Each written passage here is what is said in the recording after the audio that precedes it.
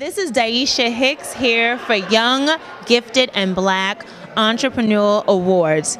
I'm coming to you from Milk River, our 2017 venue host. Today I have with us the 2017 recipient of the Strategic Business Development and Management Award.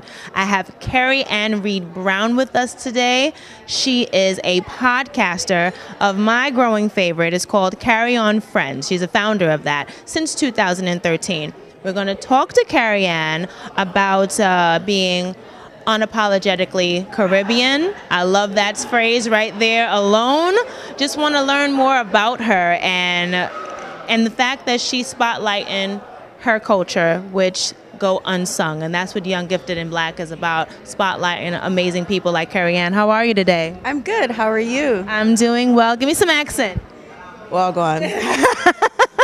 There we go. Unapologetic. It's absolutely great to have you here. As I was letting the audience know, you have your own podcast, but I'm sure you have a lot of other things going on. Do you want to just run off all the successful things you have under your belt, please? Sure. So the podcast is our premier content, and in addition, we provide resources and information on career and entrepreneurship, specifically for Caribbean and Caribbean American millennials. That's our largest audience at this time.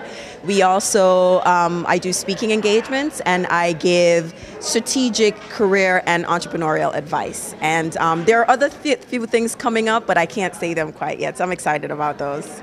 Hey, 2017 is getting exciting already. Yes, I officially dub it bust out year. It's always a bust out year, but you know what? Whenever you do things that are, no longer playing small or in your comfort zone, we just have to bust out and just do the thing. You said it right there. That was one of the podcasts you had, yes. Bust Out. And I was like, I want to talk about that. So talk about that podcast. Well, a lot of times we do things and we think we're pushing the limit, but we're just kind of still in that comfort zone. And, last year my brother-in-law was like, Kerry, I time for your bust out with the thing now. And I'm like, you know what, I'm going to dub it a bust out year, because if I didn't do that, I would have still been playing small, thinking that I'm doing all that I should be, and getting frustrated when you know that there's more in you that you should be doing. And then I'm like, I'm just a bust out. I'm not going to worry about what anyone's doing. I'm going to focus on the things that I'm doing. And if it's uncomfortable, it's the thing that I should be doing. So even being on camera isn't something I'm totally comfortable with, but you know what, bust out here. I'm glad I'm getting this award. It's really an honor. And so you know what, you just have to lean into that discomfort and just stand into the talents and the gifts that you're presented with, that you have to share, you have to give back. That was awesome advice right there. Things that make you uncomfortable pretty much mean you need to do it. Mm-hmm. Barring anything legal, but yeah, illegal, I should say. Yeah. All right, but definitely a lot of people tend to get into their comfort zone. What can we do to avoid that? I think part of it is, and I just did an episode on that, it's being intentional, and that why has to be strong. So I decided that I needed to be a bust out year because my audience needed more of what I had to give. And so that was my why. And that's a strong why. And then once you're intentional about it, you got to put action behind it. And then you get accountability. So self-discipline only gets you but so far. When you have other friends, ambitious friends, because the other thing we talk about is beer ambition. So when you have other ambitious friends around you who are entrepreneurial, they're driven, and they know what you need to accomplish, they're going to hold you accountable. So they're going to be like, Kerry, what are you doing? You're not supposed to be doing this. They're going to push you. So having a bust out year requires intention, action, and you need people around you who are going to push you. So they're going to be like, my girl, turn off the TV, stop watch Scandal, and go write this blog post, or go record this episode, or something. They're going to push you to do it because they know that you're supposed to be doing it. Fantastic. And right there, when you said being around the right people, it brought me into Carry-On Friends. Right. And when I look at the podcast and the page, it just has a supportive system there. Yes. So because of that image, which is exactly what I wanted to convey, people think that the platform involves all the people in that picture, but it really is me around friends, because nothing happens in a silo. Everyone's success has something to do with someone else. So Beyonce is Beyonce because she has a team of dancers, she has a manager, she has a whole bunch of people around her to make her Beyonce. Usain Bolt is the same thing. So for you to be successful, you need other people around you who play different roles that help push you to be who you are. And everybody can be in their own lane and be a superstar in their own right, you know, so.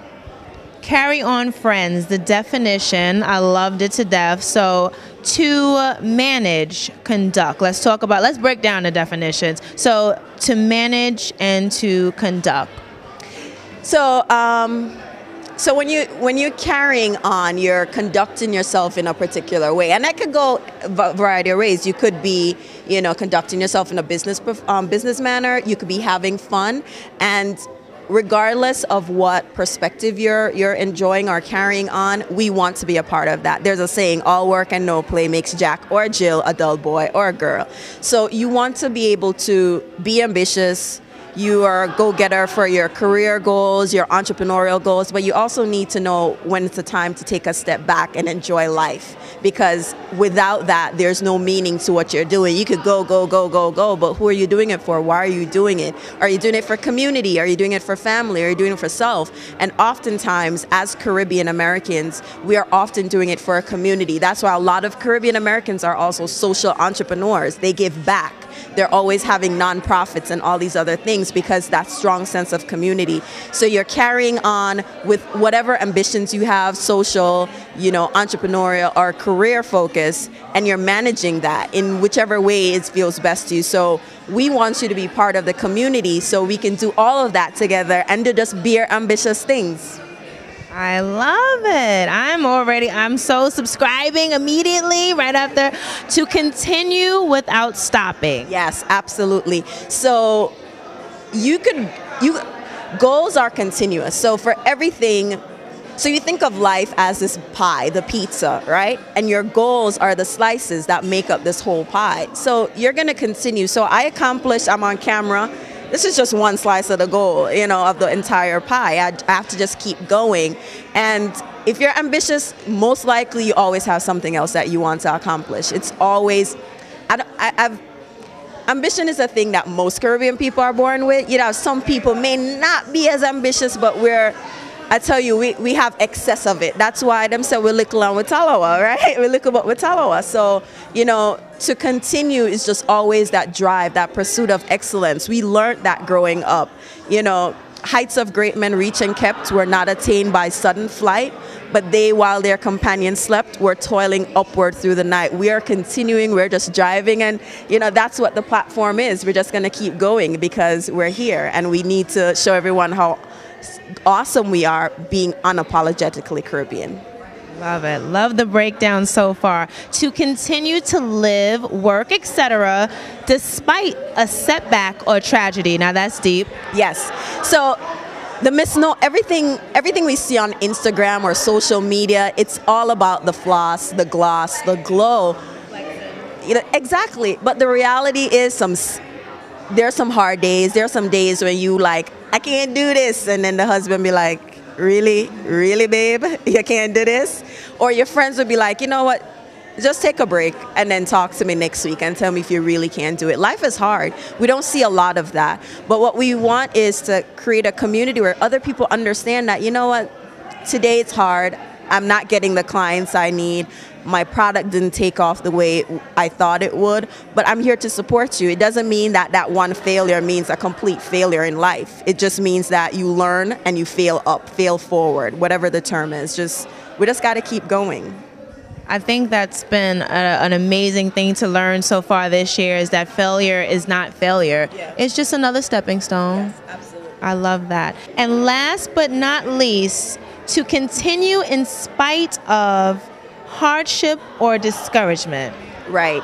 So that's a part of life. And, you know, as a Caribbean American, I grew up in Jamaica where, you know what, I lived through Hurricane Gilbert. I lived through all of these things. And hardship is a way of life. We just know how to make lime juice with lime, you know, and it's like we are resilient. And in order for us to get to that next level, we always figure out how to move forward. And it's always about the people you surround yourself with in order to get out of that.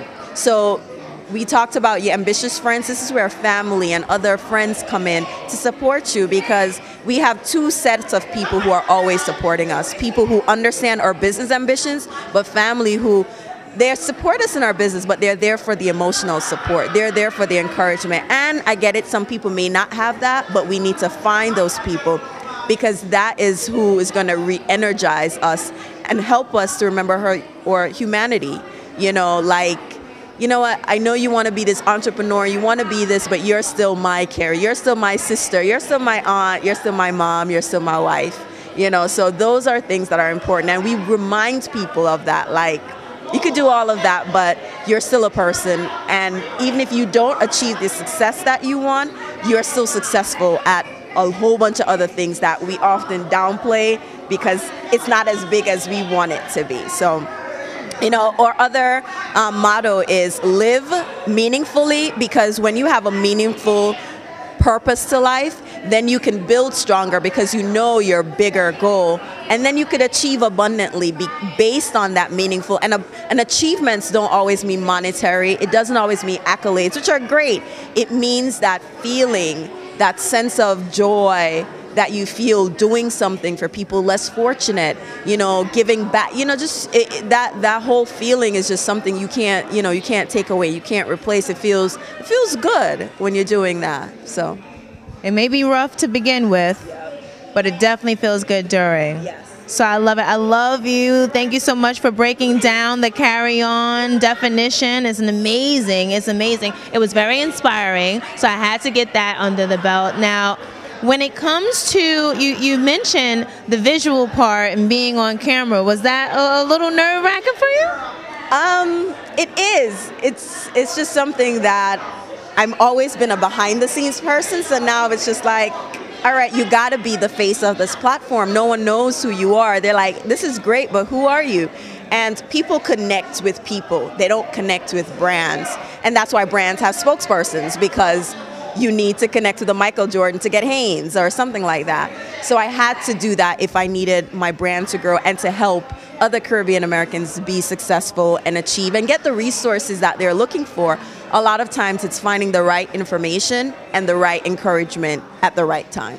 When it comes to social media, that's such a big thing. It's such a big thing. Podcasting is a part of social media, but it also has this stigma when it comes to numbers. So when it comes to 40,000 versus 4,000 followers versus 400, what does that mean to you? Numbers are great if you are looking for advertisers or that. I think for me, the number, or what I focus on, is engagement. Realistically, I can't talk to 4,000 people a day or a week. So I try to build meaningful relationships with those who I'm connected with. And that's what I focus on. There's just so many distractions, and the numbers, like I said, they're great, they're beautiful, but it's how many people can I engage with and have a conversation and make an impact to. When I went to the link in your IG bio, it said contribute, right? So I was like, hey, you know what? I like this. I like this lady already. How much can I give? But it wasn't about funding. It was about looking for fresh talent and unapologetic Caribbeans to contribute to your site. So I was even shocked by that. So you're looking for contributors. Right. So I'm the primary content creator, and it's always good to get the perspective of others on the platform. And I'm just looking for other people who are looking to get exposure with their writing, who are passionate about entrepreneurship and career for Caribbean millennials and Caribbean Americans.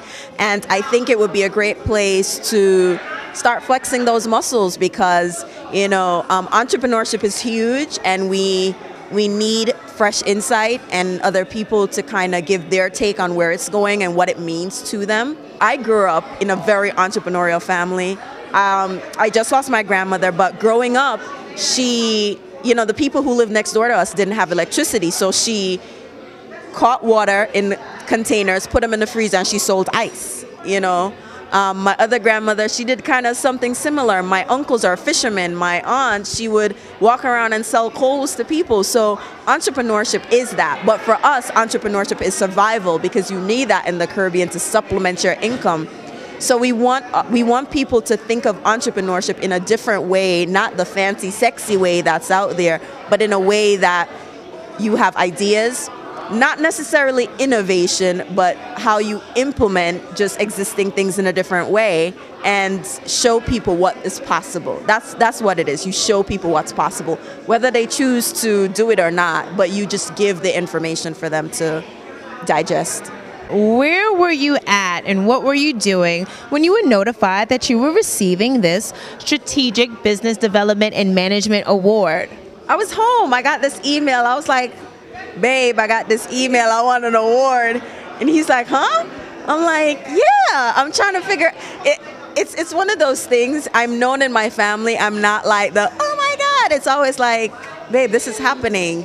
You know, or if it's serious, I go, I laugh a little bit. But once it set in, I was just like, oh, wow, this is a big deal. I was really nervous at first. I'm like, oh, my God, I'm getting an award. That means I have to stand in front of people, accept an award. So I was thinking about, you know, being in front of people first and, you know, not the award. And that's something that I've learned that, you know what, all right, like walk it back a little bit. All right, this is good. This is really good. I'm enjoying this. And it's really something that, you know, goes to the other thing. You work hard and people acknowledge you. You should just, for a moment, just pause and just appreciate those moments. Because I think as entrepreneurs, we go from, and someone told me this the other day, we go from one accomplishment to the other and not necessarily take the time to say, well, man, this happened, this is good. We don't do that. So I didn't do that, and I'm working on that. So I got the award at home, I got the notice at home, and I was like, okay. But as the days, the weeks have gone by, it's soaking in, and it's like, all right, this is good. Now you have to get a nice dress. Nice dress here and ting. So yeah. We have other Caribbean Americans who are focused on finance, who are trying to help others with their student loan and other debt. We have a guest that's coming up on the show in April who is all about finances, and I can't wait for him to be on the show. He's a global shaper, and he was in Geneva last year. And we have another content creator, Melissa Bouton, who her main focus is helping Caribbean Americans who have student loans with Caribbean banks and with U.S. banks to eliminate their debt. So, there are a lot of people in the community doing things. And so the podcast highlights some of those people who are out here doing things to help everyone else. Fantastic. And last question, when you say Caribbean and Caribbean culture and unapologetically Caribbean, does other people feel isolated, like they shouldn't tune in, or it's just for Caribbeans? The topics I cover can benefit anyone. But what makes it unapologetically Caribbean is like, I'll be on the show and I'll talk like this, and I'm like, you know what I mean? Man, sometimes, and I switch like that. And it's usually people who are from the Caribbean understanding that code switch.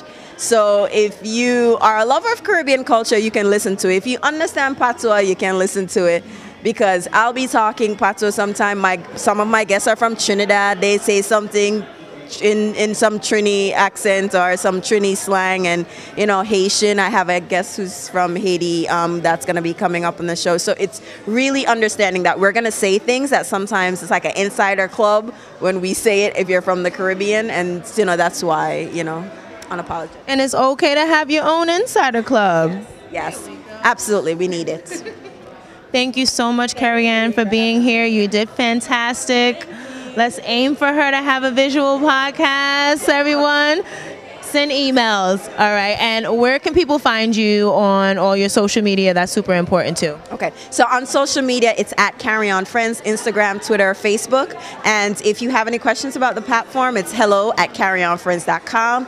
You can visit Kerry-Ann Friends. You can subscribe iTunes. We're all over the place, so it's big things. Big things. Okay, I'm going to work on my accent, and I thank you so much. Congratulations on this award, and we'll see you at the award show. Thank you, Young, Gifted, and Black, for having me here. This has been an absolutely amazing experience and interview. Everyone, continue to tune in. There will be more interviews. Be safe.